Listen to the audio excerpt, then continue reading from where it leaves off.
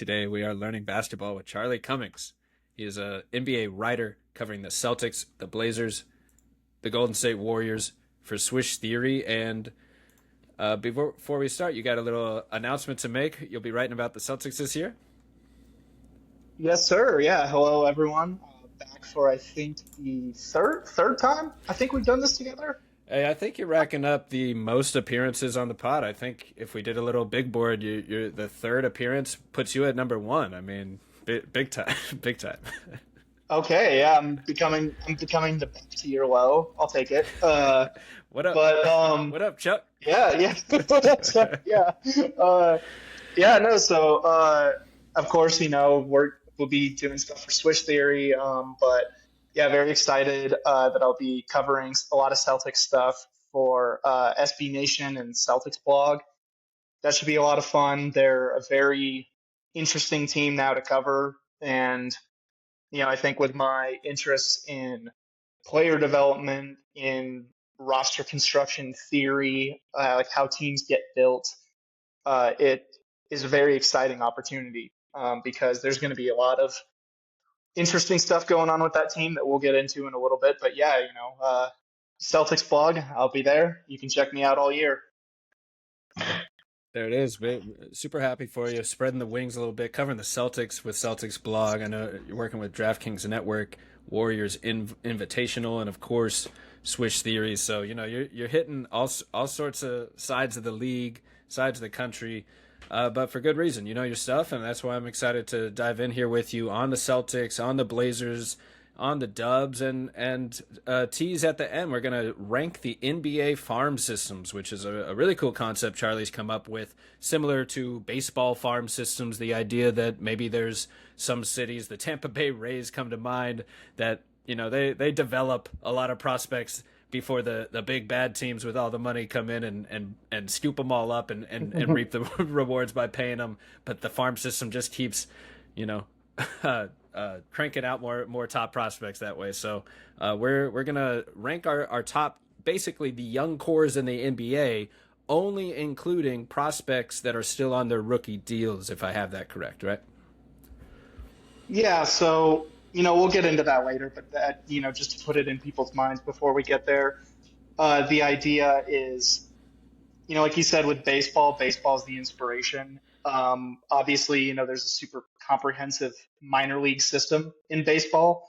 So it's like once you quote unquote graduate and you make it to the big leagues, you're no longer a prospect. And it's very different with NBA, where it's like there's usually not much of a graduation period. It's just like you're on the roster now. So in my mind, the benchmark to set was once you hit that end of the third year. For like second round guys, you could be hitting restricted free agency, or you're up for rookie extensions in the case of those first round picks. That in my mind was kind of the cutoff where it's like, all right, we've got a pretty good idea of who you are. Like the teams are starting to make their judgment calls on what they think of you. So yeah, I thought it's fun to just kind of like slide that 3 year window over instead of just I know like under 25 is a fun benchmark to set, or whatever people want to do when they're ranking that. But I think it's just you got to put everyone on the same playing field as much as you can. Yeah, and I think that's a really good way to look at it, because there isn't a hard line, and it can make terminology a little confusing when we're doing all this, because prospect can mean anything from a 12-year-old to a 23-year-old in the NBA. It's like, at what point do you become, an actual NBA player? Where's the delineation? And this makes sense because for a lot of reasons, but one thing that stands out to me is like I've long thought that you can't really judge a player until years 3 to 5 of their development. That on average, like it takes a couple of years, maybe even a team or two, a new situation, a new role, for a guy to pop out and do what he does best. So kind of just giving them that 3 year window makes a lot of sense as prospects for that reason. And like you said, you can make the delineation a few different ways. But the league's pretty young these days. There's like 25 is halfway through a guy's career nowadays, even though we think of it as like early prime as well. So it's interesting that how young the average team is, the average player is. So I like this exercise for that reason because, we were talking about it before, Paolo Banchero, Chet Holmgren, I don't think guys or fans think of them as prospects at this point anymore. They were the top two picks 4 years ago. They're, an all-star, an NBA champion. Like, I think we're just a little bit past, like, a pure prospect at this point, even though obviously they can still develop. So, we're not going to spend too much time on the specific terminology, but it's definitely an exciting concept to dig into. And before we get to the farm systems, let's bounce around the league a little bit. I'm excited to talk a little Celtics with you, Blazers, Dubs as well. Let's start with Celtics. Congrats again on the opportunity. I'm happy for you.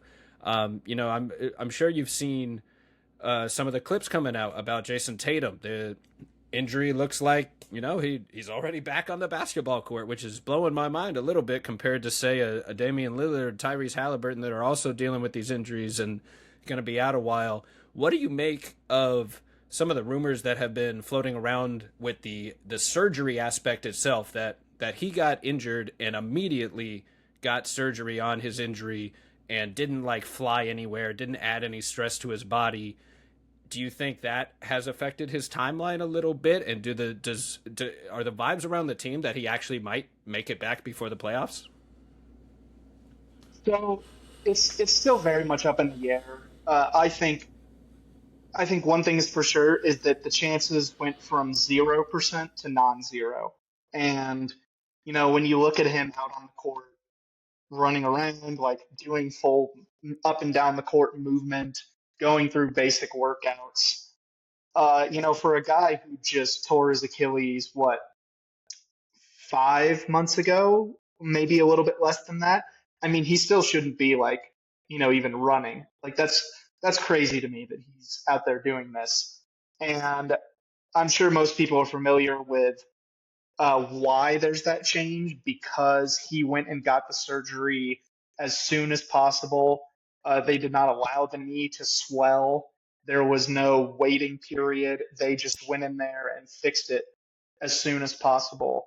Um, the thing it reminds me of actually is the story about Adrian Peterson when Adrian Peterson tore his ACL.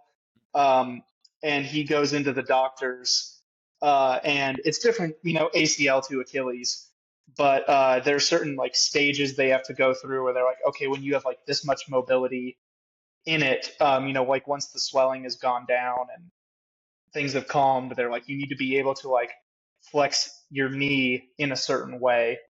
And this is like a day or two after he tore the ACL, and they're like, maybe in like a few weeks or like a couple of months, we'll get to this point where we can do this repair. And they're like, yeah, you'd have to be able to move your leg like this. And he just is sitting there on the doctor's table and he goes, oh, like this? And he just does it. And yeah, it's just one of those like, I think part of this too is for those of us who follow sports very closely, you watch a guy pop his Achilles and your mind immediately goes, well, there goes a whole year. Like it's hard to stop the wheels from turning to say he just hurt his leg in the playoffs. He's going to be gone a whole year. So the whole season is off the board. Um, and, you also start to think about, well, what are the outcomes after this? But some people's bodies are just different. And it sounds like the different nature of this surgery, I mean, this was a really out there procedure, has changed the outlook of things. And I think there's the sense I get is there's a very reserved optimism.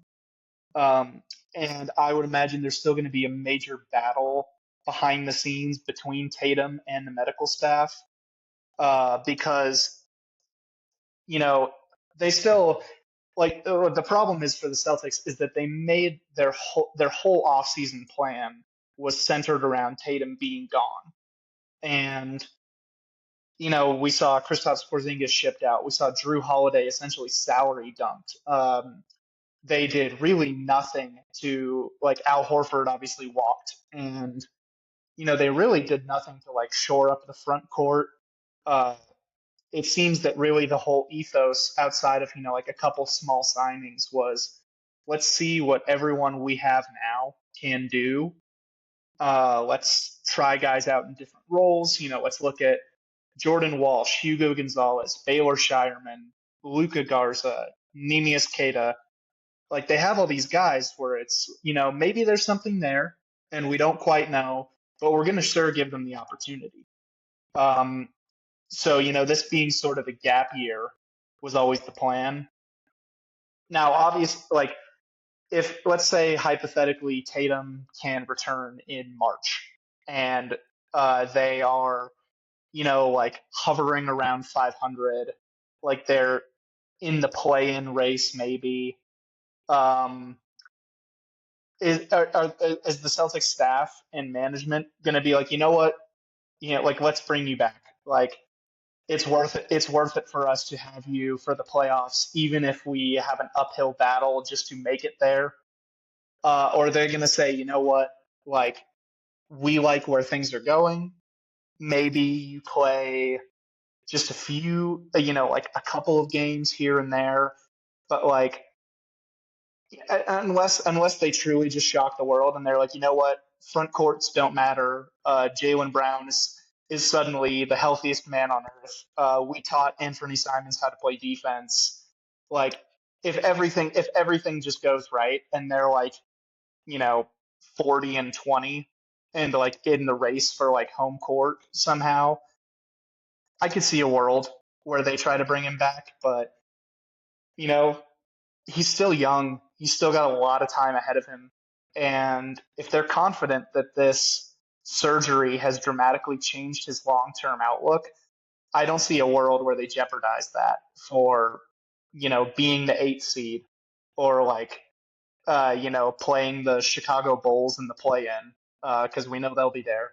So, um, there, I think there's a lot of long-term optimism or it's just like, wow, if he's moving like this, like we might have to reset our expectations for what the rest of his career may look like.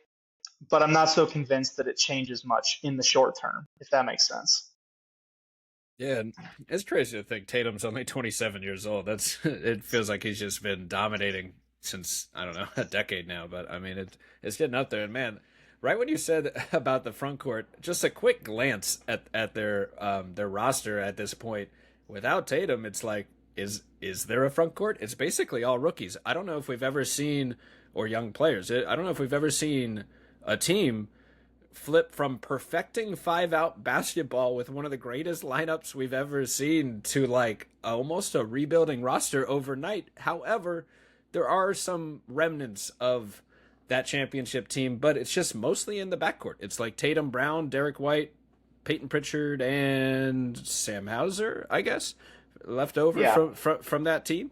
That I do like some of the prospects that they have, but it's just almost jolting to see the turnover like that. I mean, Xavier Tillman has been around. Hugo Gonzalez is interesting. They got him a little later. He's kind of a raw small forward prospect that could kind of be a few different things. And I really liked Amari Williams. He's on a two-way, and Max Shulga for that matter. Both of them are kind of two-way guys. Amari will probably get some time in the front court, I would imagine, because he's kind of got like he's not Draymond, but got a little Draymond build to him where he's like a point forward and a defensive type of a guy out there. So you could maybe see him play some small ball 5 for that reason for them and some 4 as well. So that's like an interesting prospect, but it's just wild. We're talking about prospects with the Boston Celtics.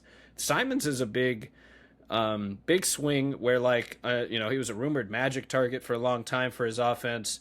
They get him for Drew. They flip Drew Holiday for him in something of a salary to save that salary, and he still, I think, will kind of.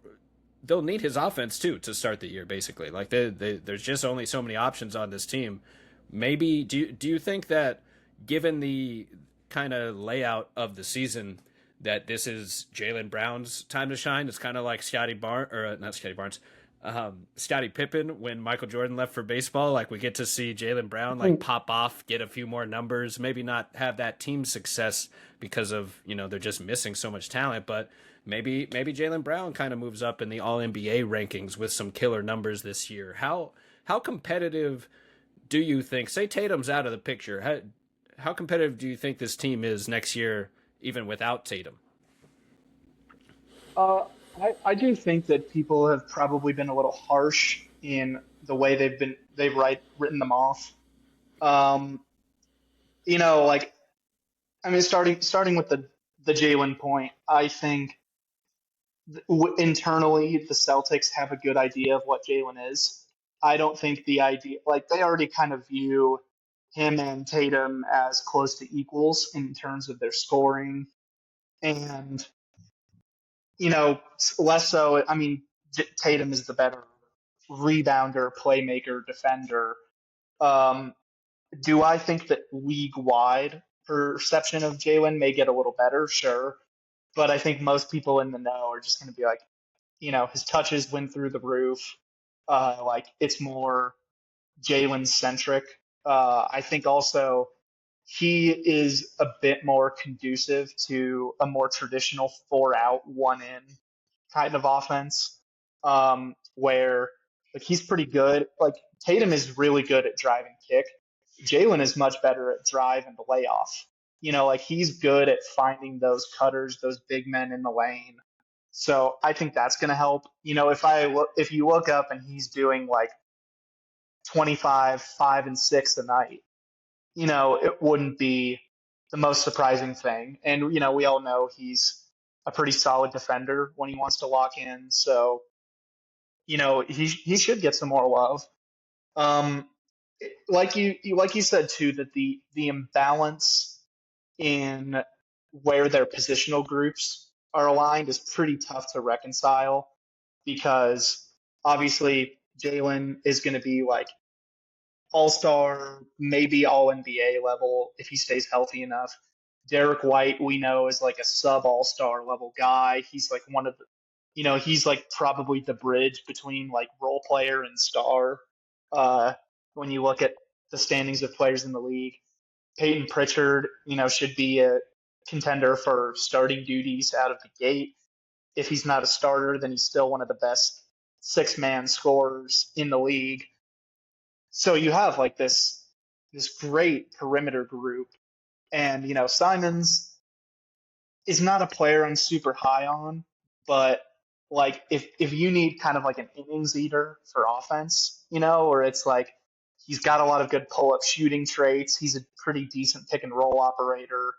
Um, he can be pretty efficient at high volume. So like there's a lot of talent there. And in the front court, it's a lot of question marks. Like there are guys there who I'm optimistic on. Um, and then the forward room is a little interesting as well, where it's like Georges Niang is like stretch four, and that's pretty much all he's going to give you. You can't really play him as a five in any reasonable lineup. One guy I really have my eye on, and I was actually just talking about him yesterday. It's just very, very typical to have a work call that just turns into like 30 minutes of talking about Josh Minot.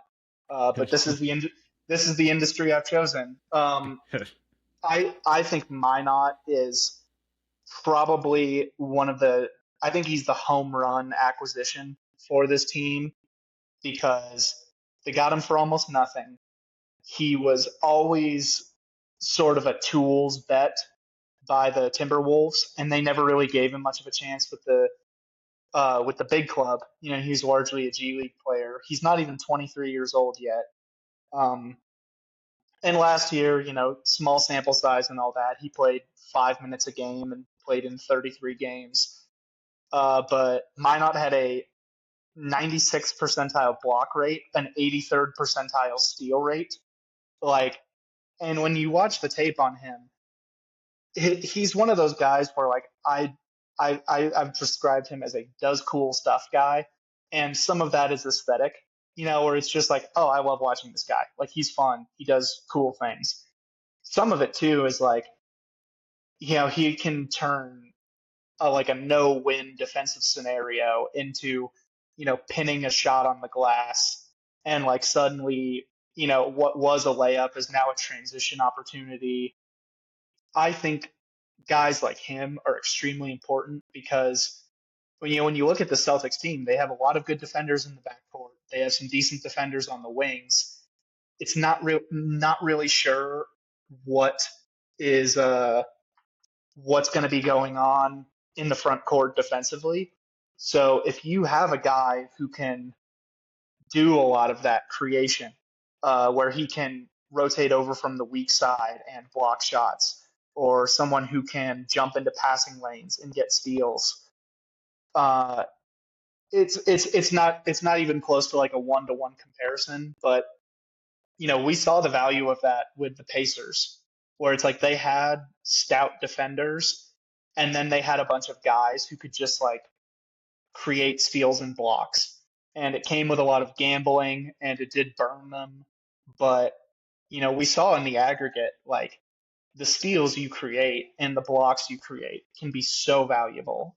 So Minot is a guy I'm really looking at as a potential contributor. I'm not really sure how they solve the balance on this roster because it's so odd. But ultimately, I mean, really feels like beating a dead horse here. The East is always least. Like they've got some teams towards the top that I feel really good about. Where obviously, like the Cavs, the Knicks are sort of your premium contenders. You have the Hawks and the Magic, who I view as teams that could like really make things interesting. But you know, for good reason, like the Pacers are kind of out of it. Uh, I don't trust the Raptors. I don't trust the Bulls. Like there are just so many teams. Like once you get out of that, top group, where it's like, the Bucks are basically just like stars and scrubs. Not to be too mean, but uh, there's so many question marks in this East, and I think just having the power of Jaylen Brown and Derek White and Peyton Pritchard and just a ton of guys you can throw out there because everything on paper looks weird right now, but then you get into the season, it's like injuries start happening or this player doesn't really look too good, and the Celtics really have a ton of depth that they can just throw out there, and I think there's going to be a real next man up mentality that goes on. So I just still trust them as a playoff team. I mean, I just think, Missoula has proven himself to be one of the best coaches in this league. They still have talent that other teams just don't have. And even without, it really just is a testament to like how they've built this roster that they could go the whole year without Tatum, Porzingis, Drew Holiday, and Al Horford and still be a playoff team. I mean, that's like losing those four players in a single offseason should destroy any team. And I still think they're pretty easily going to win like 40 to 45 games. Yeah, I think you hit on the head. You can't like underrate that championship excellence, the continuity, the been there, done it before. They still have a championship coach, Missoula, who has set the culture there. And it is an odd mix, like we're saying, where it's like a backcourt of a contender, including the small forwards, and a front court of like a rebuilding team or something, where you're just not sure what to expect.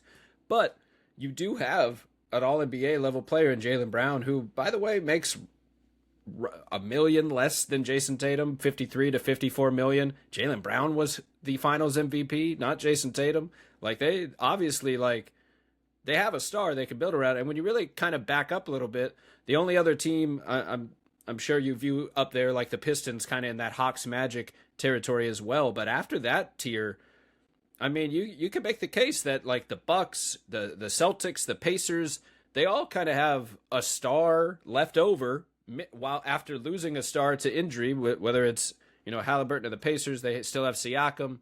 Giannis and the Bucks, they lost Dame, and now Jaylen Brown and the Celtics, they lose Tatum.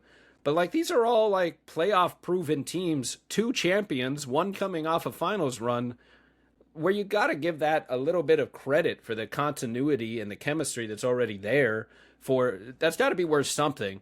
Now it doesn't mean they're going to all be top three seeds and true contenders, but when we're talking about like, does that chemistry and continuity outweigh the talent of, say the Toronto Raptors or the Charlotte Hornets on the come up or the Chicago Bulls. Like, I kind of think it does. I would have those three just like slightly above those other three that I just mentioned in the landscape of the East for all those reasons.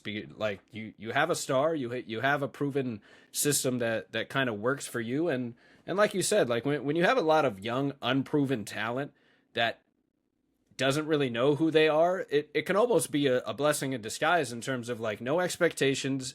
Like you said, next man up. You can just kind of roll out any matchup you want, any mismatch of lineup. Like it's totally up to Missoula now of like how he wants to be creative with lineups and sets to like style of play. Like, obviously this is one of the biggest teams last year. Pretty clearly they got to be playing some small ball to find the advantage now. Like, I don't know if they have much of a choice other than to play some small ball. So you would think that they're going to be running and gunning, increasing the pace a little bit. They already took a lot of threes. The 3-point factor should still be a pretty big swing factor for them on a night-to-night basis. So really, like, if they can fine-tune some front court defensive versatility there, I think that goes a long way to, just stabilizing some two-way units.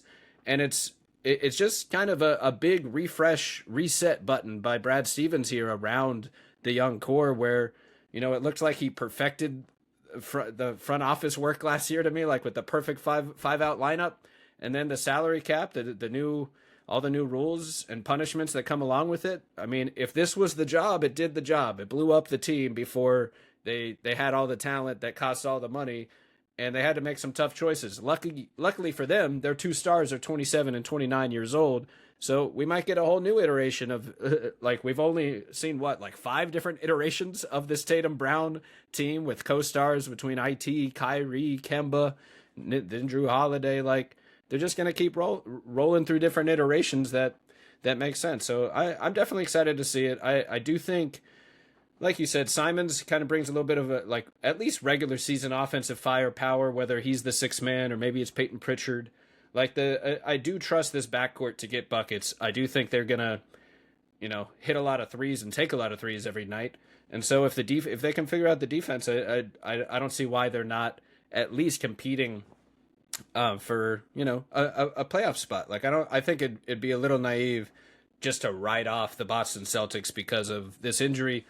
On top of the fact that we just touched on, like, there's an outside chance, at least non-zero, that Tatum does come back at some point where you're dealing with basically the best version of themselves in this iteration at the very least. And who knows if he's looking really good near the All-Star break or near the trade deadline, maybe they make a little swing to try to fix that front court on the fly just to make one more run this year. You never really know how the NBA works. It all kind of depends on how they're flowing. Like you said, if it looks more like a rebuild reset year, maybe it is a slow burn that way. But I definitely think it's I think they're a legit out. No one wants to play them still because they're the Boston Celtics and they know how to play the right way with this iteration. So I am kind of interested to see how this season goes out for them, and also the Bucks and the Pacers, and kind of on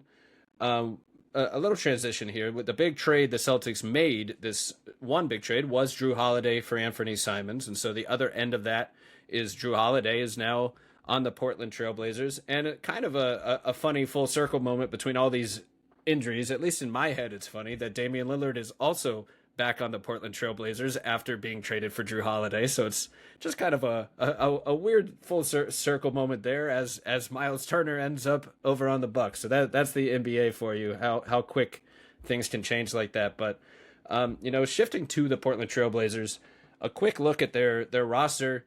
Drew Holiday and Jeremy Grant are making over $30 million per year on this team. Damian Lillard's only at $14 million. Kind of an interesting situation with him.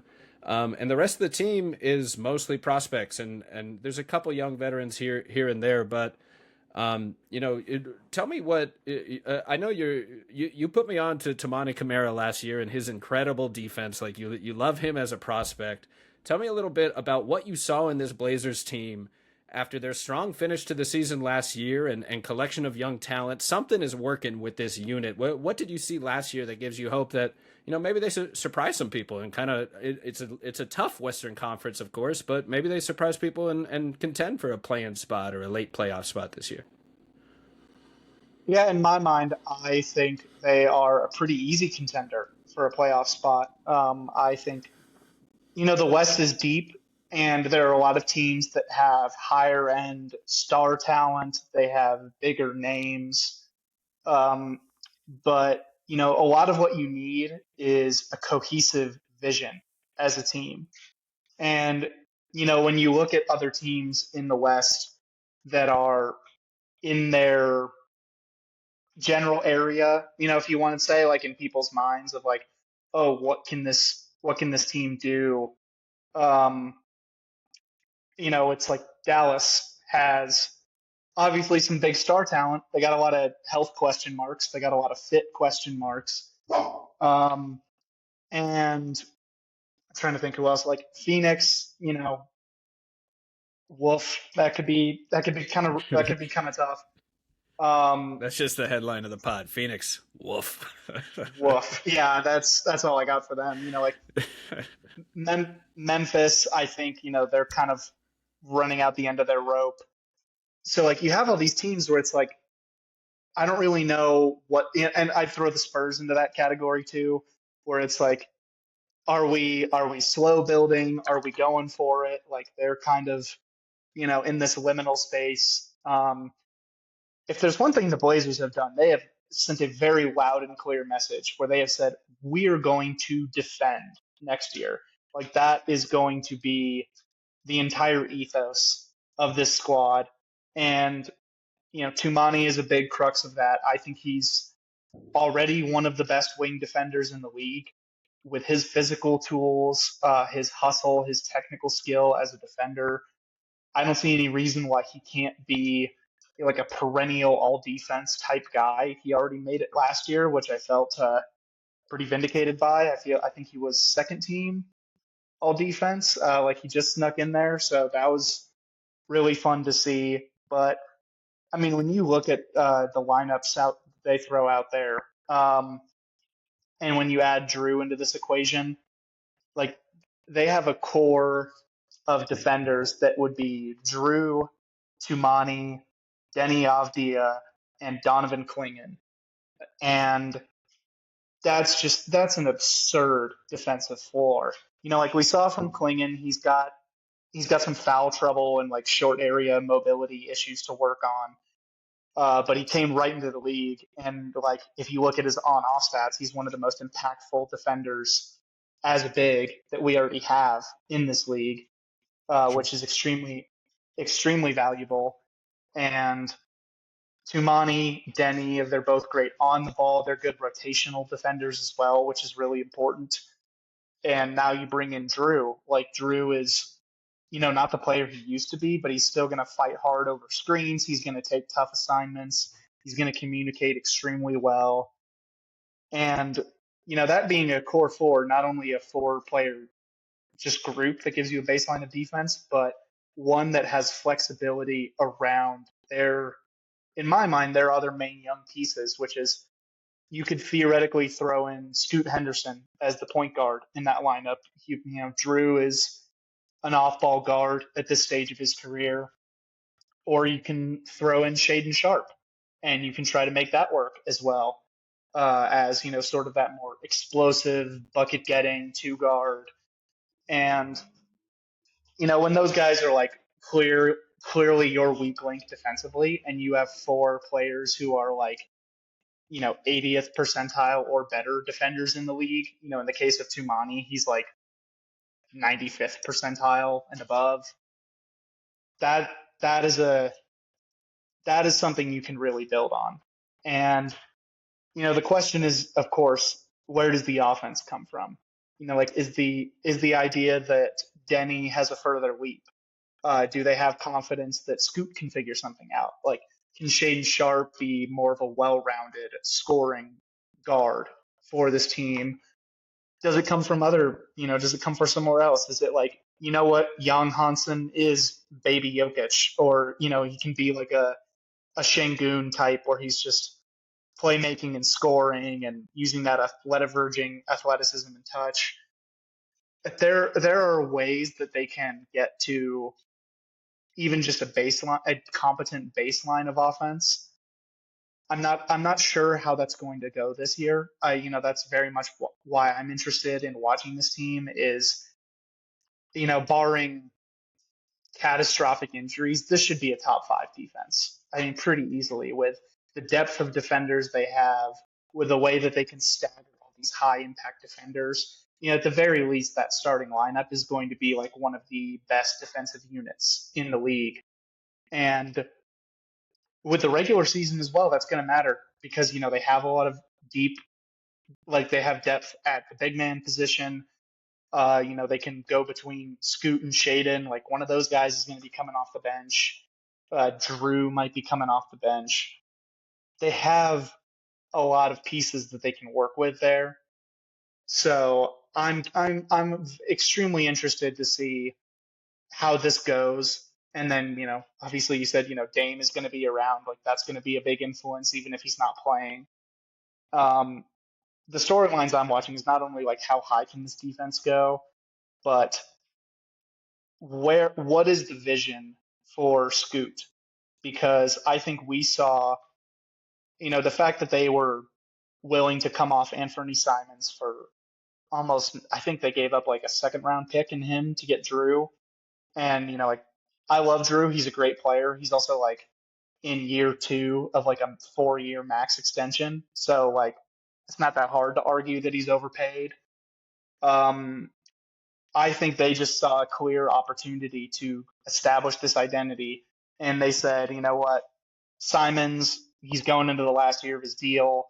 He hasn't made the kind of growth we need to see in a league that is full of scoring guards. He's not one of the best scoring guards, and he's kind of a black hole defensively. So, I think a lot of people are just going, "Where's the offense going to come from?" But if your goal is to just establish this big link of defenders, where if Shaden is your worst defender on the floor, that's not that bad. If Scoot's your worst defender on the floor, you can get away with it when you have Donovan Clingan protecting the rim and Tumani and Drew taking on tough assignments and Denny rotating and being a backline help defender. Um, it's a very fun vision for a team, and I think it's gonna. How it turns out in the playoffs is anyone's guess. But we saw last year, like they made a serious push down the stretch to get into like near play-in conversation, and I think they got a lot better this offseason. So it's I have no doubt in my mind this is like a team that's ready to be above 500, that's ready to compete for a playoff spot. Um, but it certainly bears watching. I mean, if you're sitting there and you're like doing your little mental league pass rankings of like which teams are you most excited to watch, um, I will gladly make the case for the Blazers as one of the top teams because you are not going to see a formula like this anywhere else in the league. It's truly unique in how they are trying to build this. So I'm very excited for these Blazers.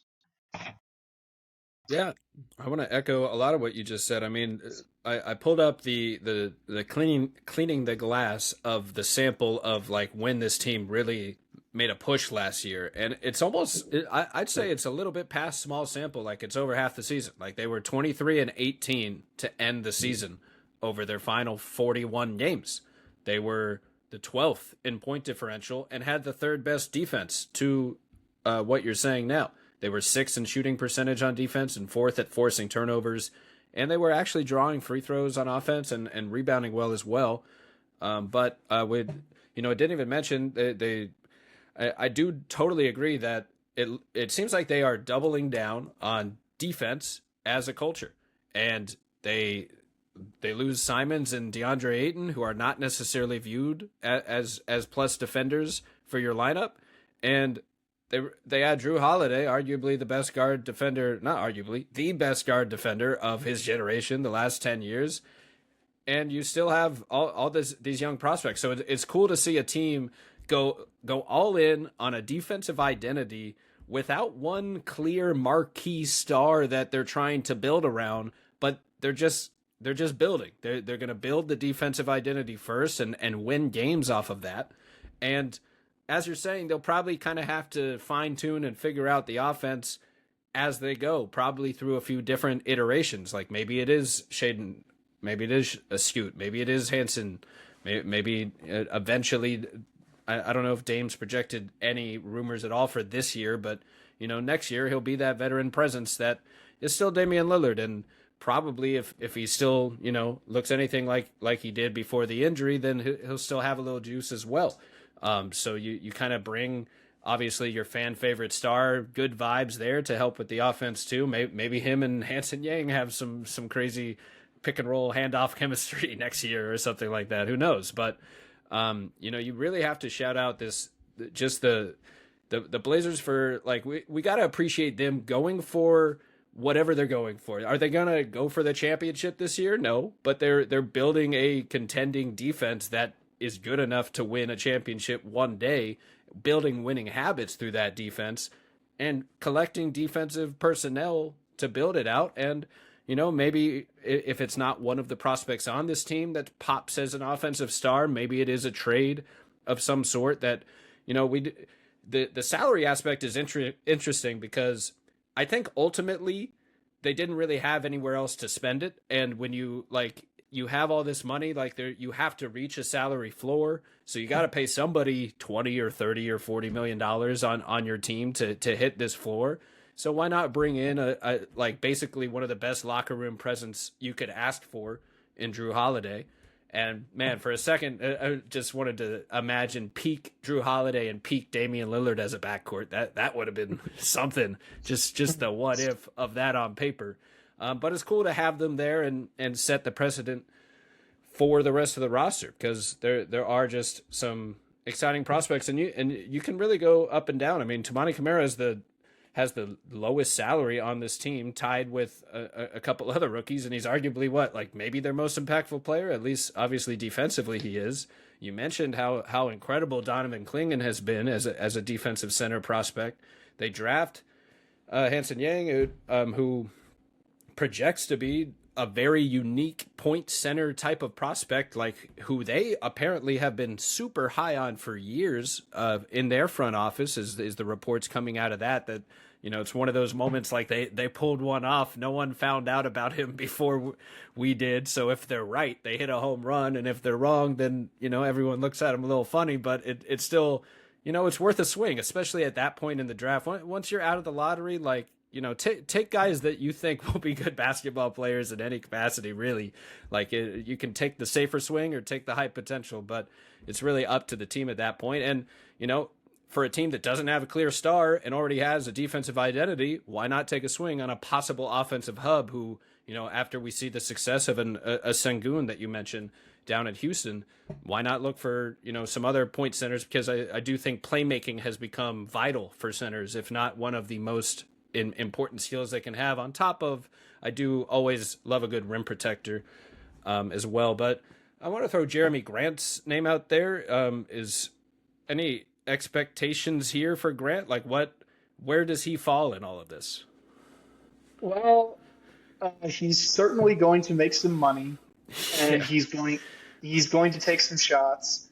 I don't it's tough because you never know what's going on behind the scenes. And I don't want to paint with too broad of a brush on these guys, because to go to the example, when Andrew Wiggins was kind of checked out after the Warriors had their championship run, and then he takes an absence from the team, and everyone's like, oh, well, here goes Wiggins, not caring. And then it turns out that his dad was suffering through illness and ended up dying.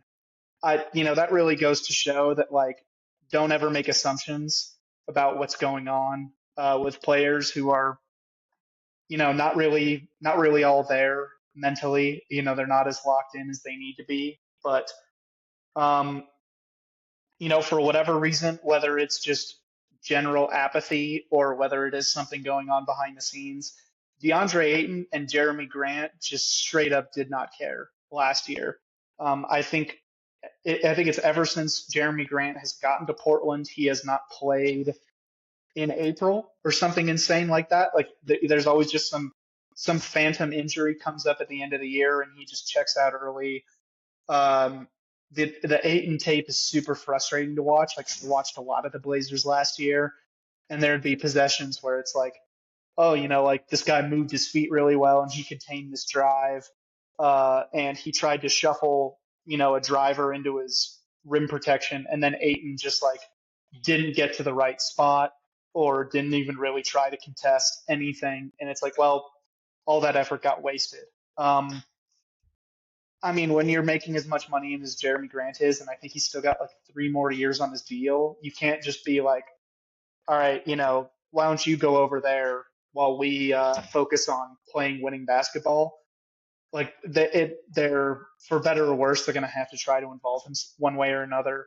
But taking the step to buy out Aiton to get him out of there, um, I think one thing that they're clearly going for is a kind of iron sharpens iron mentality, where when you have all these, you have guys like Drew. Like Drew has essentially been salary dumped after contributing to a championship team. He's still going to feel like he has a lot to prove. The vast majority of this team is very young. They feel like they've got a lot to prove. Dame, obviously, Milwaukee didn't work out. Now he's back home. He's not going to play for another year, but he still feels like a guy who has plenty to prove. Scoot Henderson, most of all, is trying to beat the bust allegations that have been thrown out everywhere. So everyone on this team like has that motivation, and it's like either you get into the trenches with us or you get out.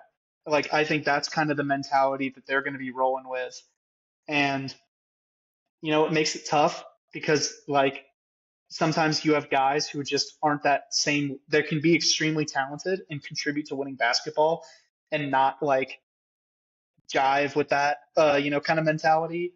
But, that's what they're going for. Like they're going for a competitive hustle team. And I think, the, the Hansen Young point is really important because what I like they did is they did not try to build a roster of like, okay, we got our center and now we need to go get our wing and we maybe have a point guard, but let's get another backup in there. They went, like you said, they could not stop, like, they couldn't stop thinking about him. They were like, we want this guy so badly. Like, we think he's the best player available by far. We have to get him.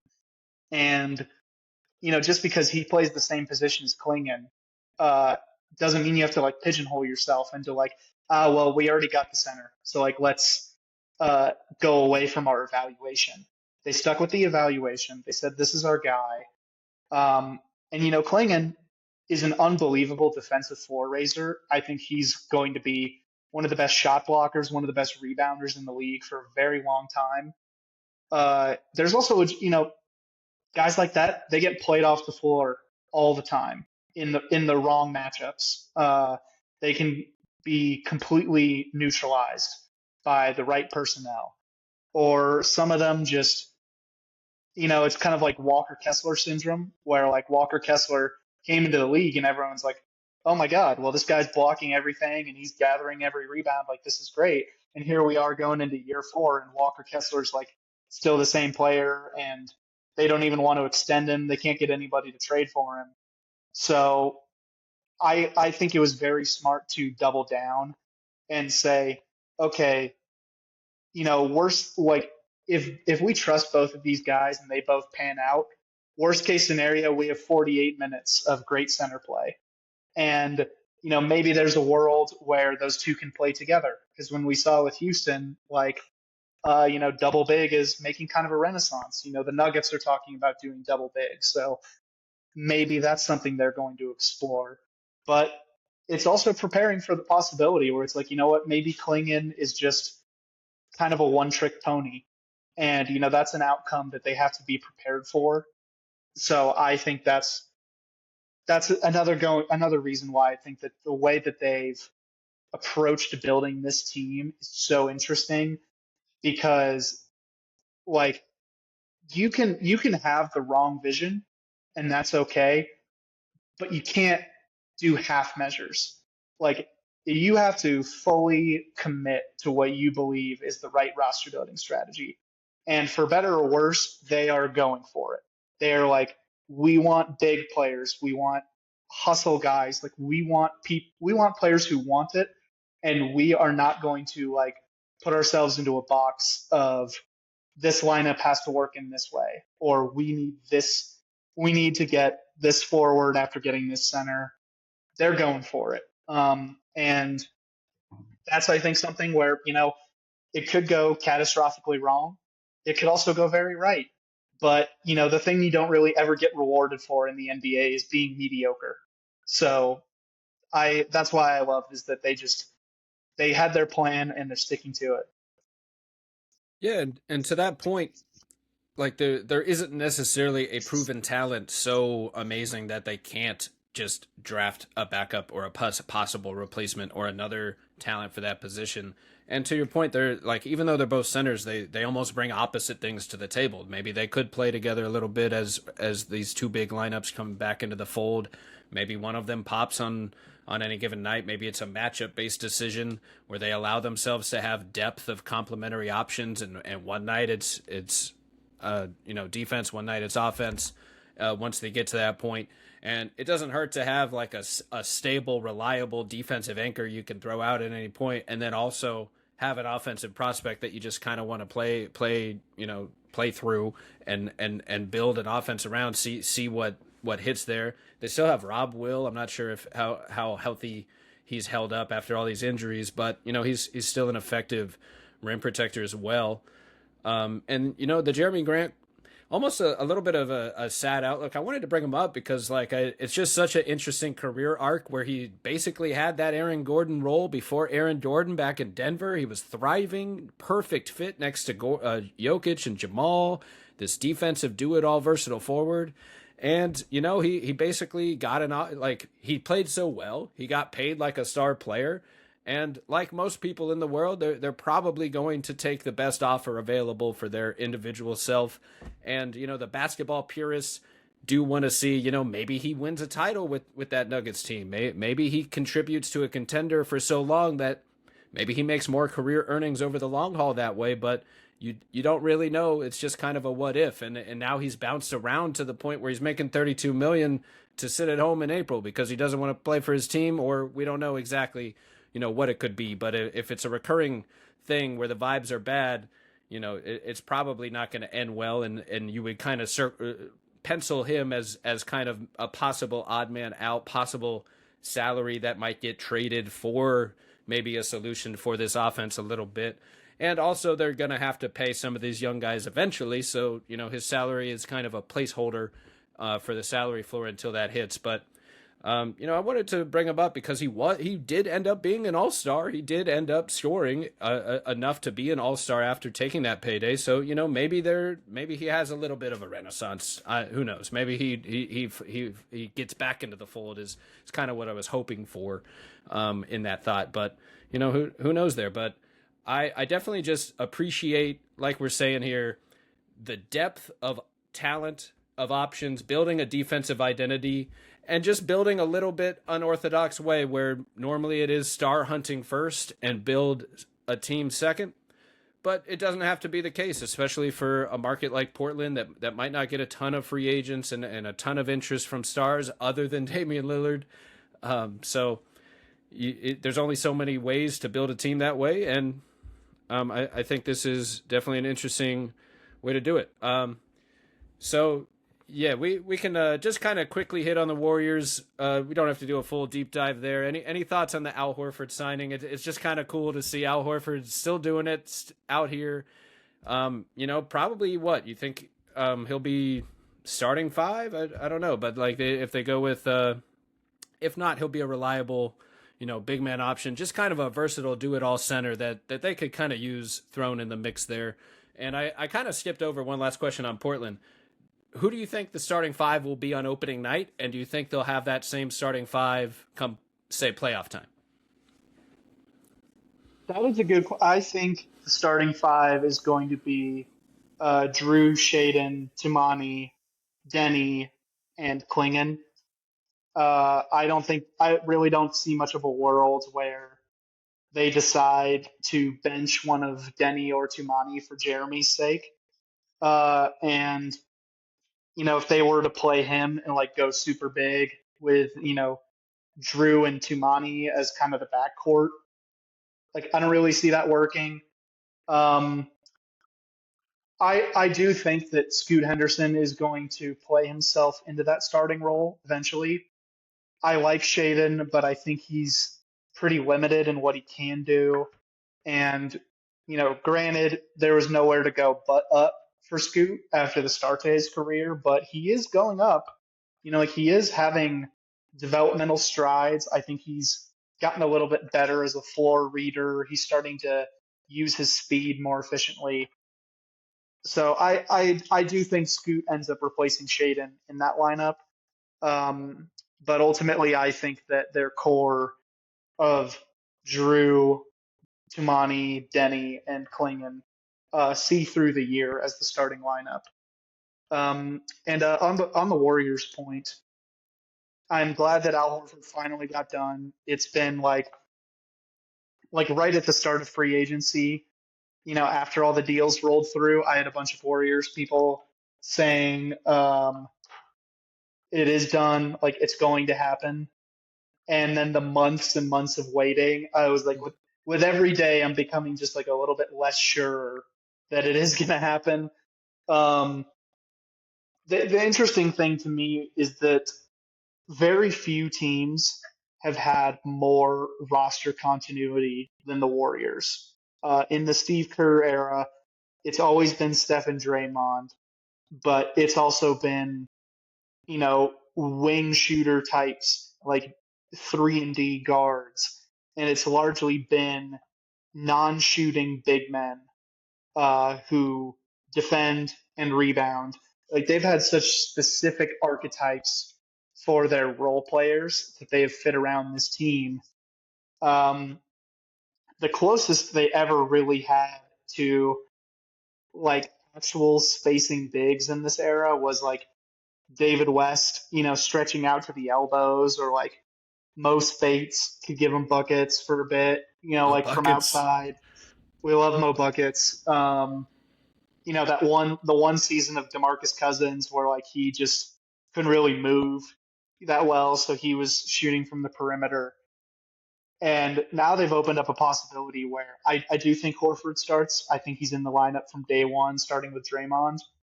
Um, they can now, if they want to, run a full 48 minutes of spacing bigs with Horford and Quentin Post. Like we saw Quentin Post, he's got They his got one flaws. with Post, man. They got one. A little bit of a prospect that just fits exactly what they kind of needed there.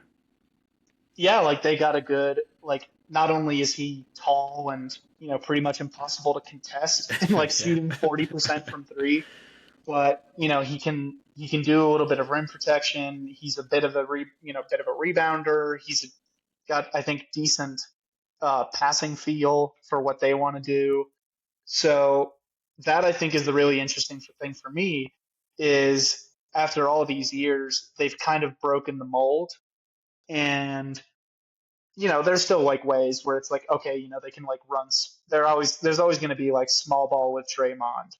And they have, Trace Jackson Davis, who I think is going to find his way back onto the team in the rotation in some capacity, who's more of a traditional, rim roller, like paint touches guy. And they have ways to, it's kind of like they're bridging the gap of, okay, like we want to have five out, we want to stretch rim protectors away, so we open up driving chances for guys.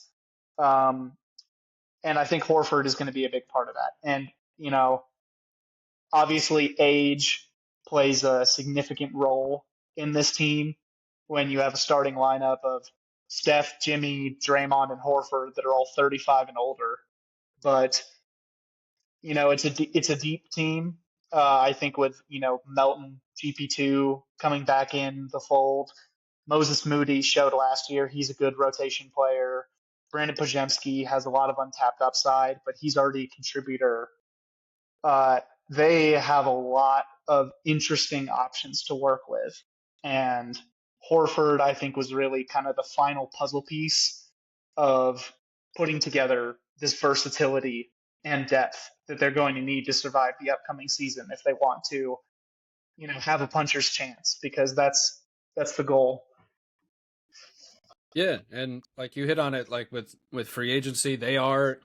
This is a perk of being a championship winner and a contender. You can kind of like wait it out and get the bet, like, find some value a little cheaper than you might have thought otherwise. Like there were a lot of rumors, for instance, with them trying to trade for Vucevic, and I think Post is kind of an example of like how you get some of the best parts of what you would have wanted from Vucevic without having to pay that level of salary. You get the stretch big who can protect the rim a little bit like that. I don't know what else they would really want in that role. And then you also get Al Horford, who brings more of a defensive versatility element that he wouldn't have really brought. So I do think it kind of just has worked out where they get Jimmy as a co-star and they still find a way to get some center depth with some versatility there. Where, like you said, this is a deep team around Steph again. I really love all those guards that you mentioned. Moody and GP and Melton finally healthy.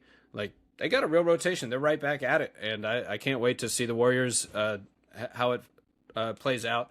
We don't have to spend much time on Kuminga. Doesn't seem like they're in the best place between Kuminga and the team for day 1,000 and counting.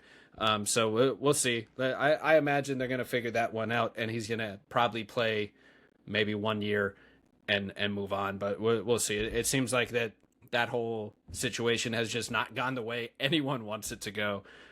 So if you have any thoughts on Kuminga, feel free to add them. But we can probably go ahead and move on to the farm system here. I will start. Potentially vomiting all down my shirt if I think about this situation anymore. It's driving me insane. So yes, let's get into something. Let's get into something that doesn't make me want to rip my hair out. I dig it. So let's do something fun here. We're gonna move to ranking the NBA farm systems. A concept you came up with. I'm gonna pull up this sheet here of your top 25 players based on this idea. And if you could just kind of dive into what went into this concept. You hit on it in the beginning, but just what went into this concept and kind of the criteria that you think of for this ranking. And then I figured we could go through maybe our top 5 teams based on this criteria of, who has the best young cores in the NBA starting at years 3 or under. So like we said before, Paolo and Chet, they're not in this conversation because they're just 1 year too old. So it's starting the year after with the 2023 draft in that sense. Yeah, so like I said before, and you said as well, 2023 draft is where it starts. The inspiration comes from the baseball, Baseball America is kind of the progenitors of the top 100. And the reason I think it's valuable is, part of it is gaming out how do you view the top prospects in the league. It helps you balance what you've seen in a short term. So like when we're looking at players on this list, like I have Tumani Kamara 10th, a guy we've talked about a lot, where I've seen you be an all defense player and I've seen you contribute to winning basketball in a major way. There are a ton of guys behind him that have much higher outcomes than Tumani, but it all comes back to that balance of where do you value instant production and where do you value what guys have already done versus what you think they could do. Like looking at guys down the list, like, do I think that Ron Holland has a ton of potential. Yes, like he was my top player in his class. I love that guy. But have I seen it yet? No. So like at a certain point, I'm going to value the guys where I've seen it.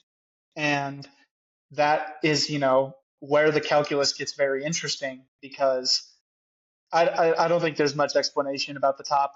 Obviously, Vic is Vic. He has been the leader in this for every year so far. He will continue to be the leader through the end of the year. Cooper Flag, kind of speaks for himself. He's probably going to have at least a year in the top spot next season. Um, Amen Thompson, unbelievable potential. He's a future All Star. He's one of the most unique players we've ever seen. But then that's where the real evaluation started in my mind. Um, I think the most feedback I got on this thing was, "What the hell is it with you and Bilal Coulibaly? Like, why do you even think he's close to that guy?"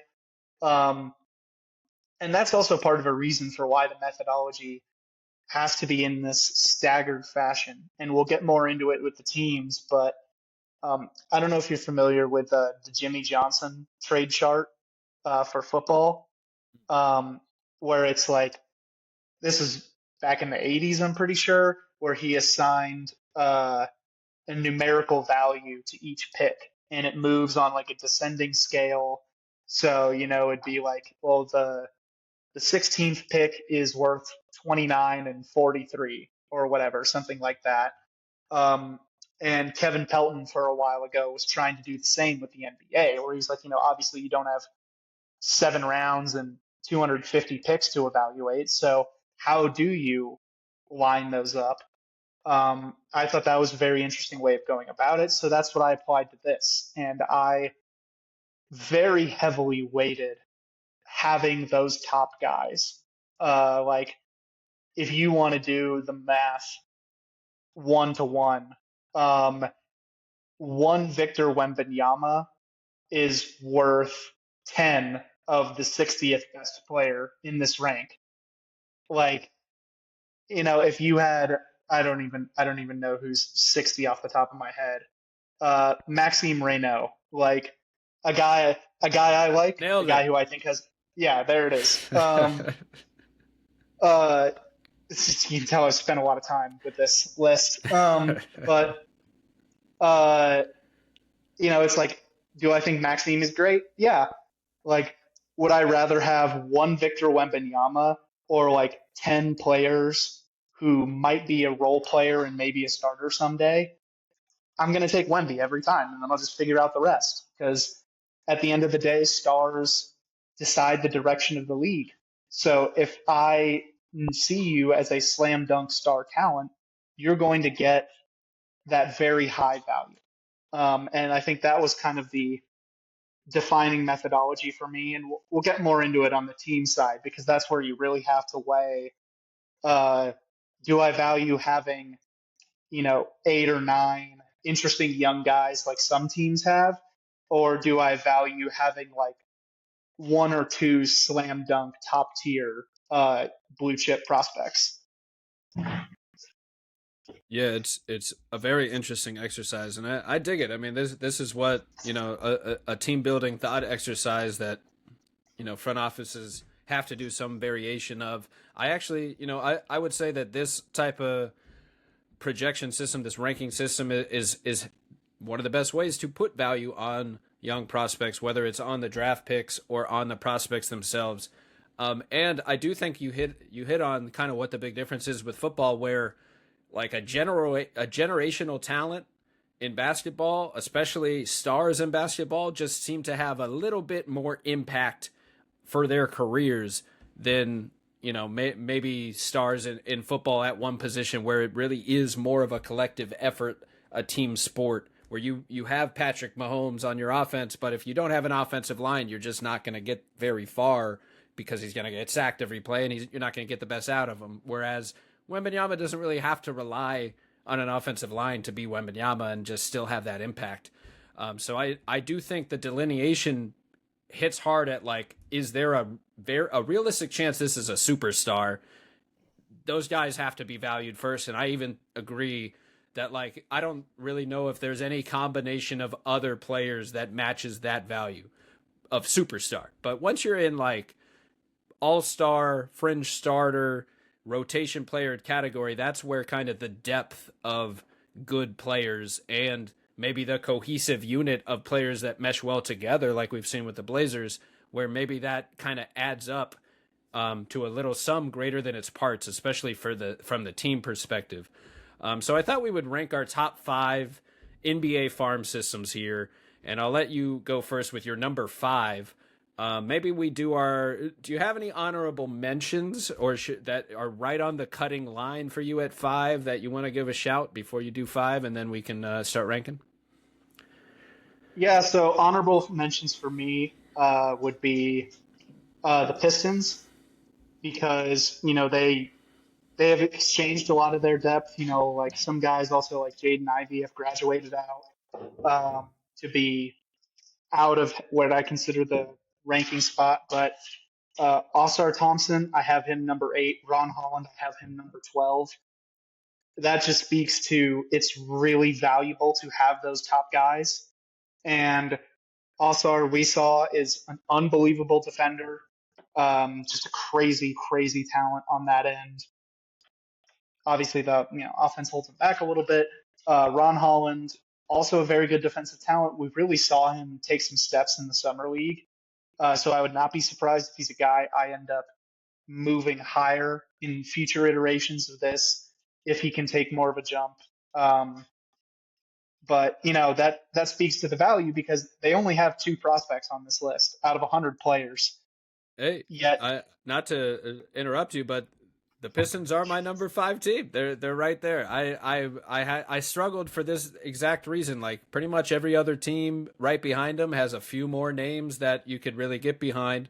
But when it all was said and done, Asar Thompson, let alone Ron Holland, Asar Thompson just kind of has that it factor where I just have him an edge of we have, like you said, we've seen it too. Like we've seen it at the NBA level. It's not at NBA draft prospect status of what if.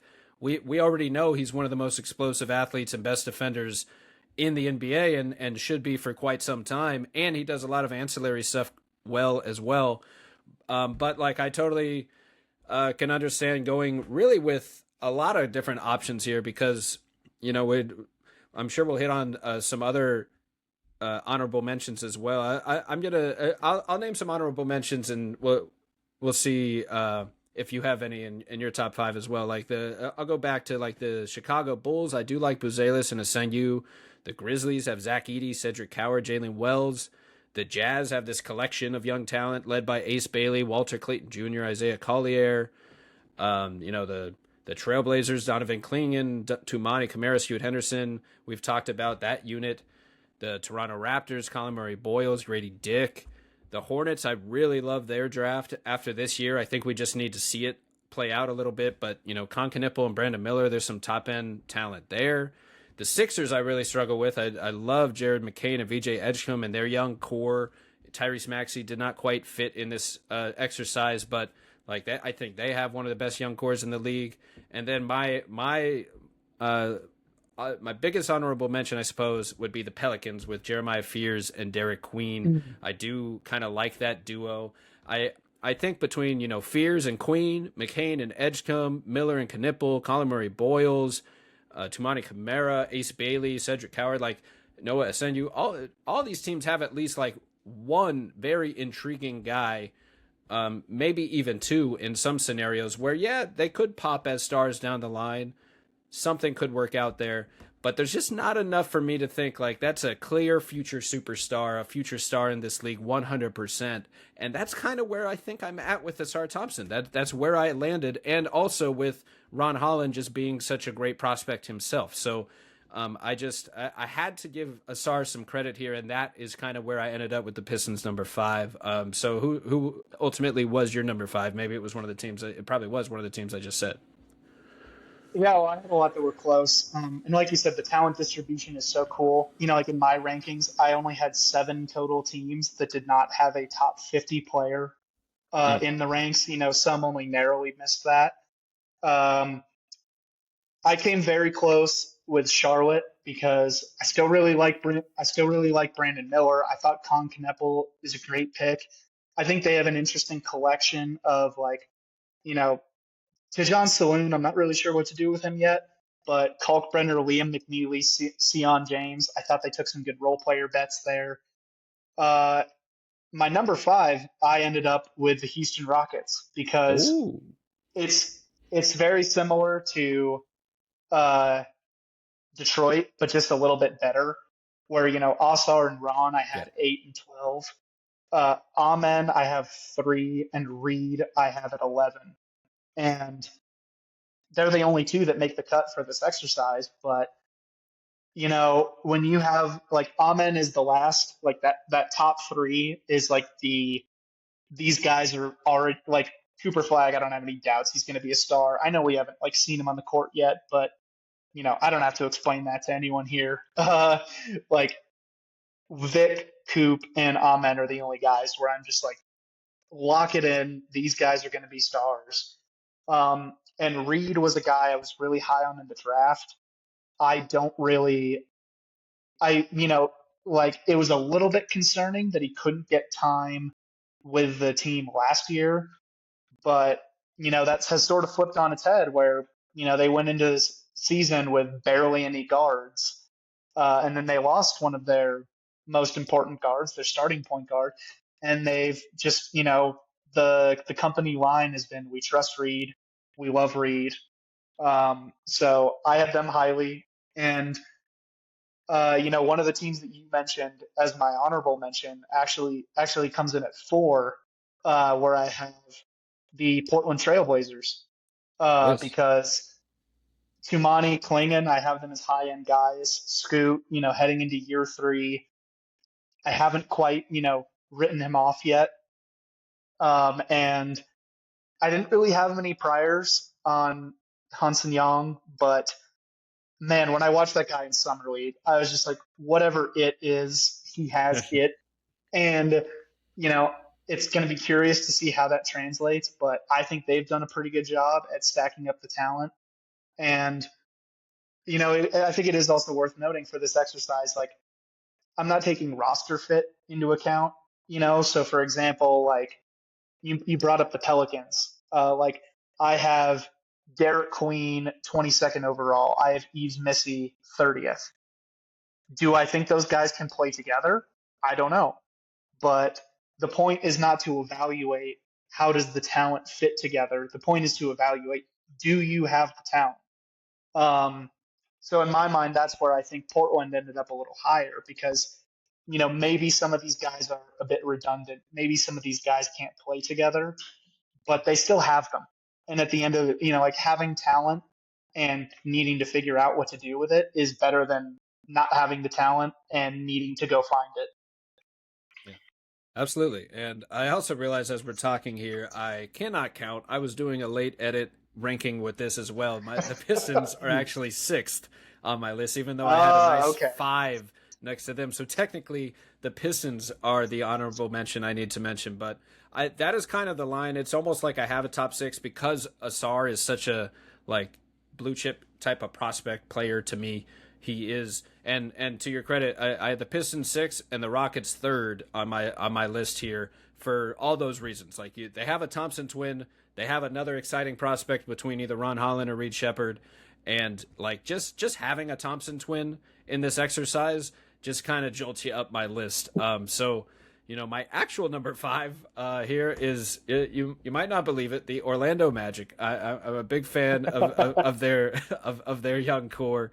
Anthony Black, on draft day, I really wanted the Magic to trade up for a Thompson twin. They all kind of went back to back to back Thompson Black, and they didn't. And but seeing his career play out so far, I'm still happy with that pick. I don't regret it that they missed out because I do think Black's two-way feel for the game is just so underrated. Like he has some of those Derek White qualities to him where he can just affect the game in so many different ways. He can be a defensive playmaker, versatile defender, a connector. And AB just he's clearly like an impactful guy on a winning team to me. And the other prospects have really flashed a lot. They have Tristan da Silva, who's shown a lot of scoring versatility. He obviously had an incredible overseas experience in FIBA with Germany, where he balled out with Franz Wagner, his teammate on the Magic and Germany. And they also brought in two high-profile rookies. Jace Richardson has one of the best shooting touch in the draft class. Noah Penda was billed as a fringe lottery pick who fell all the way to the second round as this high energy, high motor big man. And Jett Howard is still a former lottery pick who can hit the open three ball. So I don't think, the team is totally out on Jett yet, despite, it might be a little hard for him to get playing time. So, between that collection of talent, I see four potential fringe starters, rotation players on that team, led by AB, who I'm really high on as a potential all defensive player who can also be a point guard at 6'7" or 6'8" or whatever. So I think he's really a special talent there. So I got the Magic sneaking in there at 5, and I think you have said you're 5th and 4th so far. If I have that right, you're on number 3, Yeah, maybe.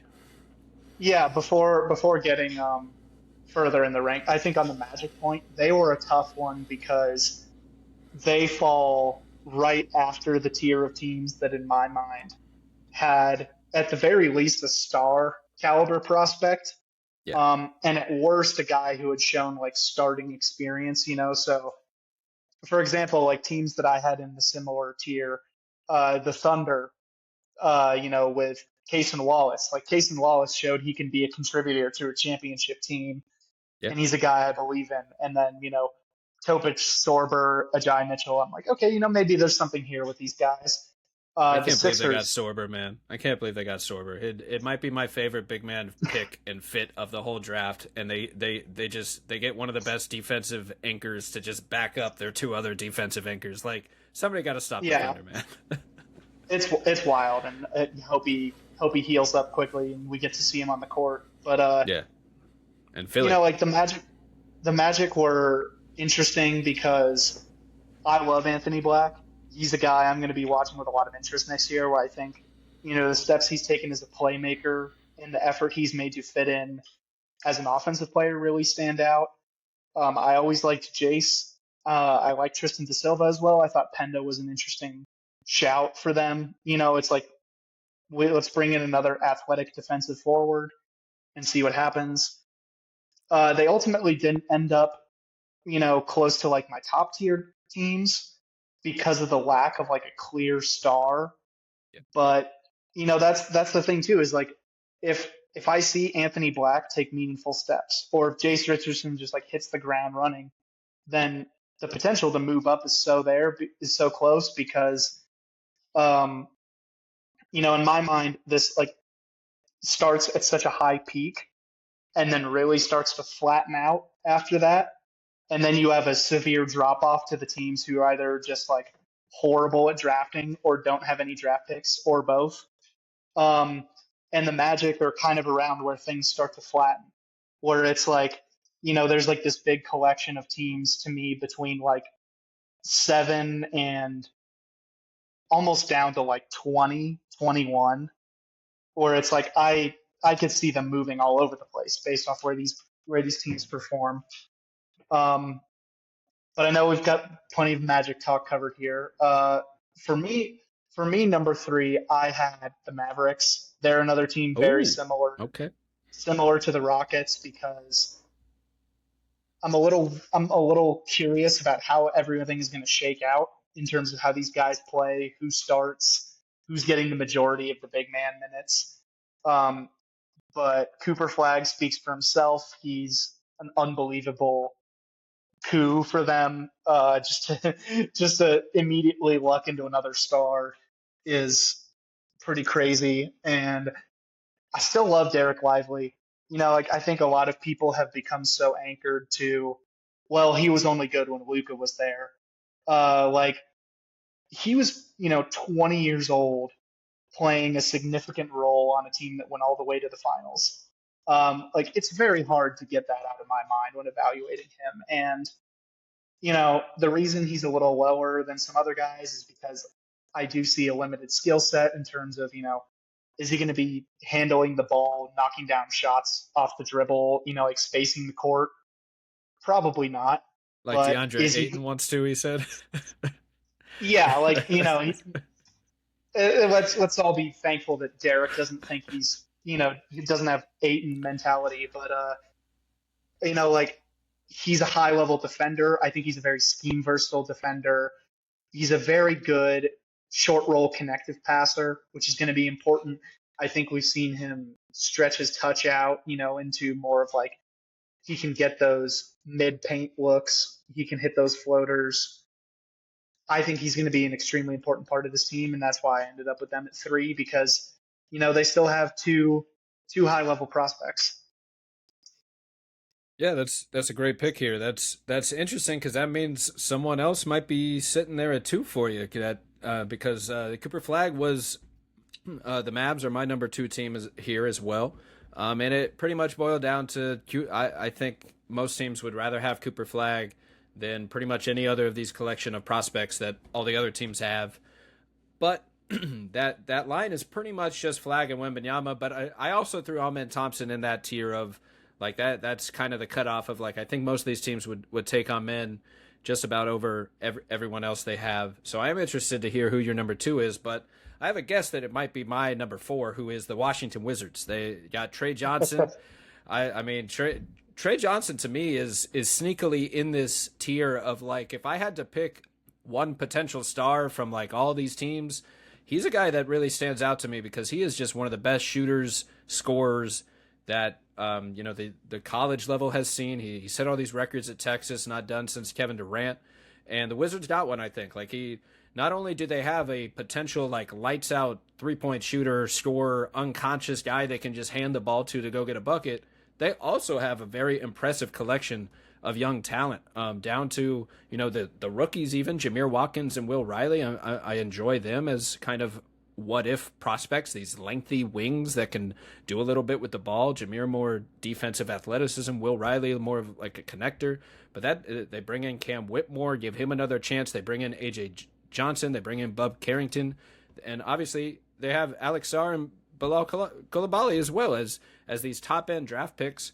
And I really like the defensive versatility that Sarr and Bilal bring there. I don't think I mentioned Keyshawn George either. That's another guy that fits this criteria.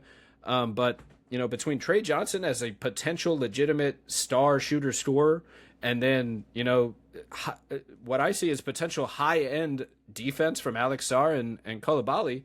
And also the idea that maybe Coulibaly could be this giant point forward who's getting downhill to set up Trey for threes and set up Sarr for lobs. Like, there's just something there where it's a fun collection of young talent, not to mention all the fun veterans that kind of good locker room presence they brought in to kind of help show the ropes for all these young guys. But, for this exercise, as you're saying, farm system, they just have a great collection of different types of talent with multiple guys who could pop as either stars or all defensive types.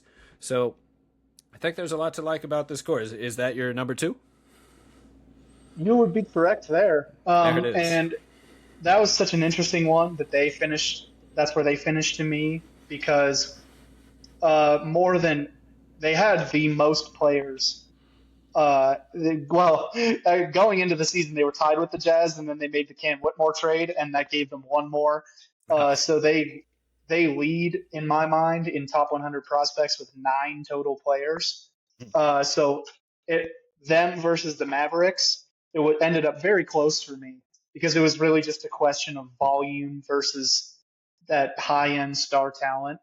And it came down to my evaluation of Bilal because he's still a very raw offensive player, but when you look at what they put on his plate as a defender, it's absurd. Like just basically every perimeter primary matchup they had, that was who Bilal was taking for the whole time he was on the court. I mean, he was the guy defensively, and he did a pretty incredible job at it. And being a exceptional defensive forward is great, but that only gets you so far. I like the strides I saw from him as a playmaker, as an on-ball scorer. I think his release got a little more consistent. He became a better mid-range pull-up shooter in terms of the process, the way that he was getting his shots. He wasn't just shooting for the sake of shooting. I really like his how his drive and kick game has grown. So he, I think, is what really separated that group for me, where I feel like outside of the top three of Wembanyama, Amen, and Cooper, he is my favorite bet to jump into that star group of anyone on this list. Um, and then, like you said, they have a ton of depth where, you go from the bottom up. Like, I think Will Riley, Jameer Watkins, Cam Whitmore, AJ Johnson are all kind of in that, like, hey, you might be something tier, where it's like, we're going to play you and, like, you have some interesting skill sets. We know you meet, like, the prerequisites for athleticism and, like, positional size. So maybe there's something there. Bub, Kaishawn George, I think they're more like, I'm pretty confident that they're going to be rotation players. I'm not sure how much upside is there, but I feel strongly that those guys can contribute to a team.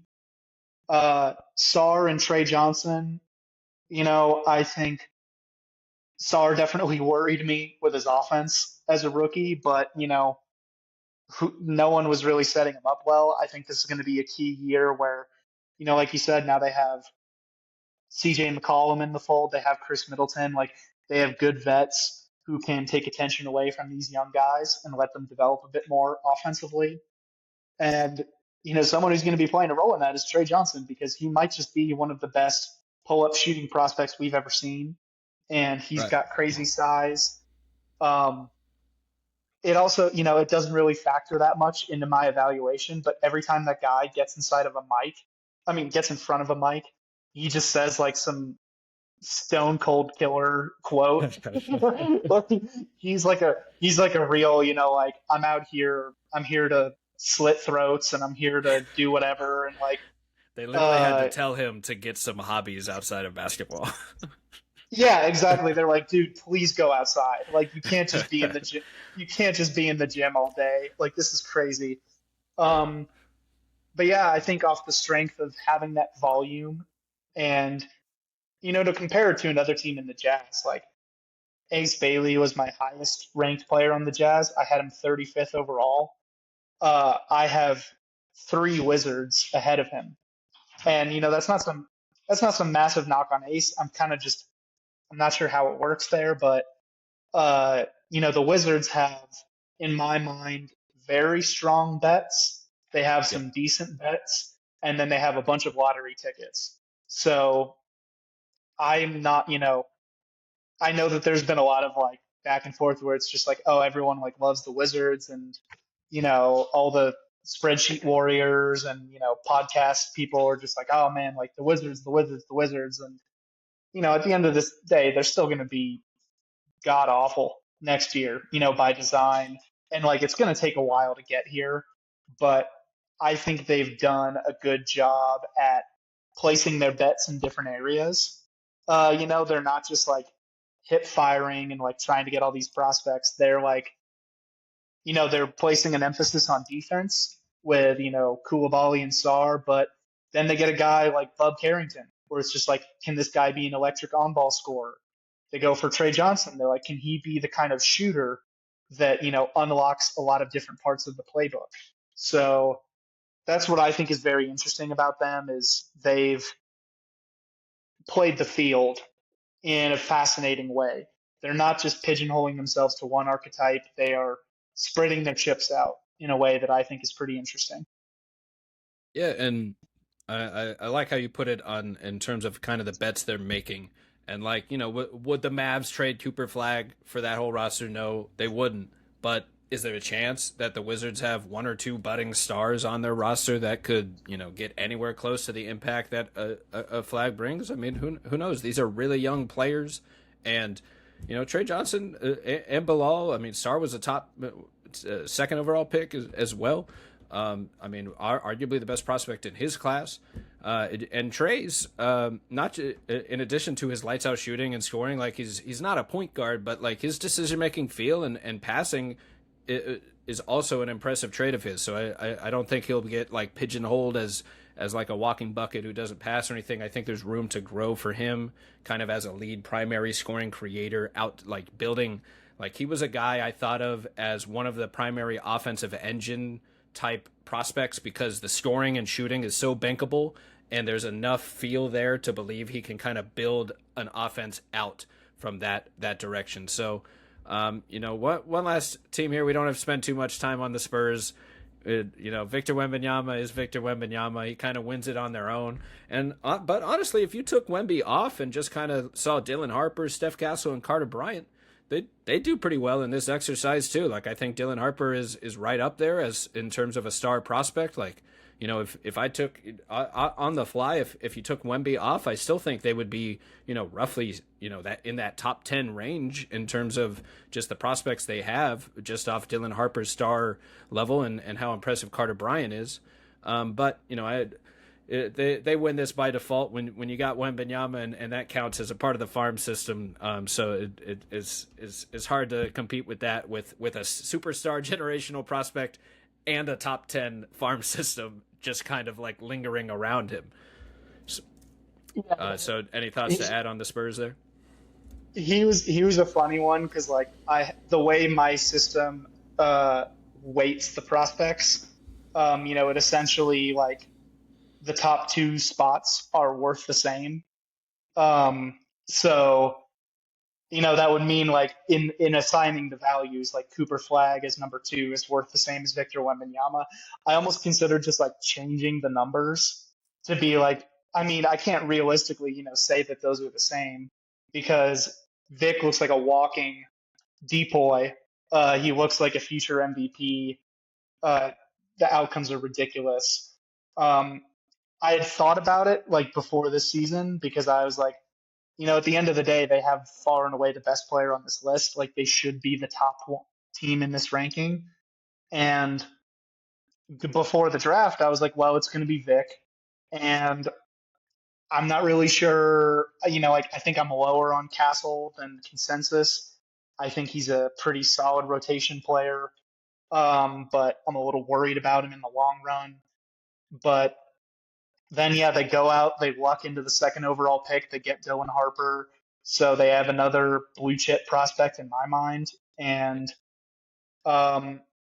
really the one I really think that like by the end of the season, if I had to place my money on who is going to be the fastest riser in my rankings, I think it's going to be Carter Bryant. Because when I was watching him running around in summer league, I was just like, oh my God, like this is just unfair. Where like Castle is already a pretty great defender when he locks in. Wemby speaks for himself. And then it's like if they just have another long athletic wing who's just like in guys' jerseys all night long, it's like the prospect of having Castle who can guard most number one options and Carter Bryant, who looks like a guy who's going to spend a lot of time guarding top options as well. It's just like I don't know, like the analogy I thought of. It's just kind of like to like put it into the NFL. It's like when you have like the best defenders, the most valuable ones are always going to be the pass rushers. Like Wemby's like the Myles Garrett. If you don't double team him, you're screwed. Like he's ruining everything. It's like, yeah, what if Myles Garrett just had like two lockdown corners playing off of him? Like it's just so unfair if Bryant is as good as I think he can be. So I was really considering, I was like, do I have to add extra weight to Wemby? Because I don't think the Wizards having like a bunch of guys would really outdo them and make them the number one team in my book. And then they just go and they get Dylan Harper and Carter Bryant. And it was like an absolute blowout. Like they were far and away the top team for me. Sure. I mean, they're just running away with this exercise for good reason, as you say. I mean, Carter Bryant, just a maniacal defender and projects to be a 3-point shooter. Like it's a little unfair once you have Wemby in place and you can just look for talent to kind of throw around him and mix and match different identities. Is it's fun roster building because you can kind of go in whatever way you want. And I do think to that point that, Wembanyama is his own tier of generational superstar where like no collection of anything is worth that. And I don't have Flag in that tier, but I do think he still qualifies as just about. I don't think any collection of other prospects out there at the moment is something Dallas would trade for. And then Amen Thompson is right behind him in that sense as well, in terms of I don't think the Rockets would trade Amen for any of these other collections. And that's kind of the last step is like, can anyone else bump up into that group where the team would just simply not trade him for a collection of other prospects? Like they would just rather have the blue chip guy. And, maybe it's Trey Johnson and Bilal, maybe it's AB, maybe it's Asar Thompson, and there are plenty of those other stars that could jump up on this list that we hardly even talk about. A Derek Queen, VJ Edgecombe, Brandon Miller, Conca Nipple, Colin Murray Boyles, like Ace Bailey, Noah Sengu. I think any of these guys could pop one way or another down the line, but given where we are in their prospect status, that's just kind of how we evaluate it. But just to recap, you had the Spurs, Wizards, Mavs, Blazers, and Rockets as your top five, I believe, and I had the Spurs, Mavs, Rockets, Wizards, Magic as my top five, with the Pistons lingering. Yep, Spurs, Wizards, Mavs, Blazers, and Rockets. There you go. Any parting thoughts here on the farm system and the upcoming season? I would just say for anyone who has a lot of interest in player development, in team building, this is just it's a fun exercise to like figure out how you want to evaluate players, find where your priorities are at, and you may end up surprised because it can end up changing your mind. I know that in going through this exercise, I had a lot of preconceived notions that I had to throw out just by trying to be objective, trying to trust my gut and my own rankings. And it's a lot of fun, so I would recommend it to anyone. Just sit down and start comparing and see where it goes. It's a super interesting exercise for that reason, because the evaluation process just changes. You don't want it to change like dramatically, like in a reactionary way, but you also have to give these guys room to grow and improve. And on one day, before the draft, Mike Gribb has a great exercise where he re-ranks his big board based on where the prospect lands with the team. And I think it's smart because like it tries to weigh in a few factors of like, how realistic is it for this prospect to now reach their potential ceiling based on the situation we know they're going to be in, depending on the role and the roster surrounding them.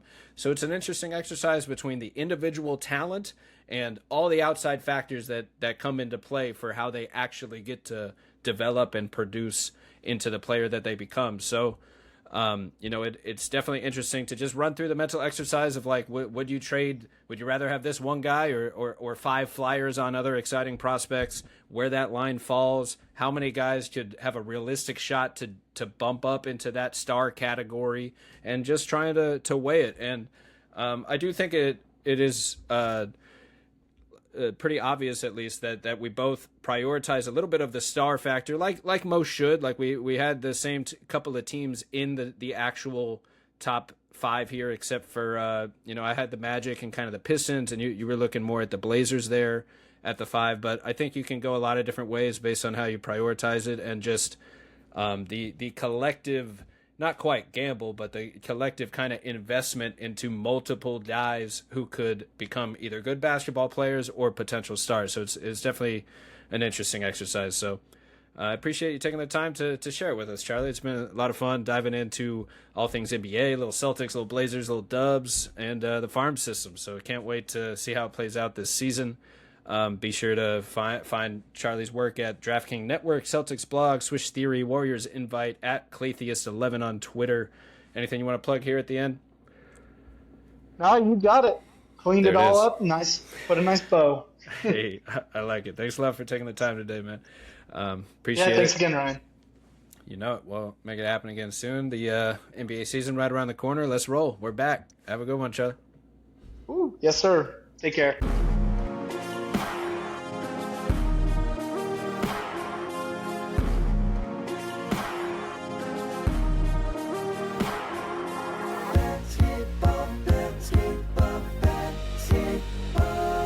With Ryan. Learning Basketball is a Swish Theory podcast hosted from Beyond the Arcade. Hey, that's me. You can find my work on Twitter, YouTube, Substack, and check out the team's writing at theswishtheory.com.